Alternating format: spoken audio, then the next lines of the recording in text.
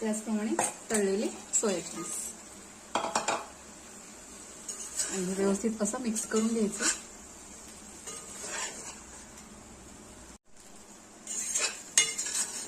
व्यवस्थित असं मिक्स करून घ्यायचं. मस्तच तुम्ही बघू शकता सोया राईस आहे, म्हणजे सोया फ्राईड राईस, पण लुक बिर्याणीचा आलेला आहे. खायला देखील तेवढीच टेस्टी लागते. वा मस्तच. यावर आपण थोडीशी कोथिंबीर देखील घालणार आहोत.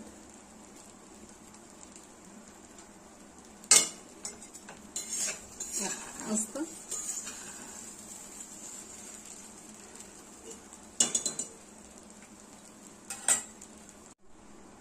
मस्त असा आपला हा सोया फ्राईड राईस